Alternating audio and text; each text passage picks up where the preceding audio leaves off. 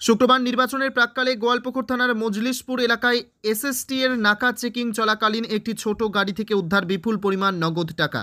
এই ঘটনায় এলাকায় চাঞ্চল্য ছড়িয়ে পড়ে। পুলিশ সূত্রে জানা গিয়েছে, শুক্রবার ডালখোলার এক ট্রাক্টর শোরুমের এক কর্মী গোয়ালপুকুর সহ বেশ কয়েকটি এলাকায় কালেকশন করে ডালখোলার উদ্দেশ্যে যাচ্ছিল। সে সময় গোয়ালপুকুর থানার মজলিশপুর এলাকায় এসএসটি এর নাকা চেকিং চলাকালীন গাড়িটিতে তল্লাশি চালালে একটি ব্যাগ থেকে 23 লক্ষ টাকা উদ্ধার হয়। খবর পেয়ে ঘটনাস্থলে পৌঁছায় গোয়ালপুকুর থানার আইসি এনটি ভুটিয়া ও ব্লক প্রশাসনের আধিকারিকরা। টাকা কালেকশনের সঠিক নথিপত্র না দেখাতে পারলে টাকাগুলি বাজেয়াপ্ত করে রায়গঞ্জে ইনকাম ট্যাক্স দপ্তরের হাতে তুলে দেওয়া হয় বলে জানা গিয়েছে।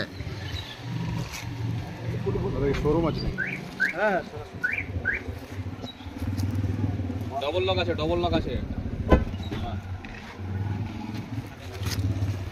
না ও দেখি চেক ইলেকশন তো কি है पहले चेकिंग करेगा ভিতরে যাও।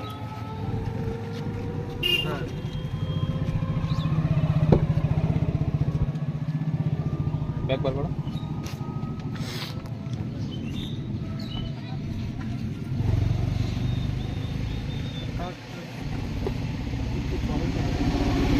आगे चलो।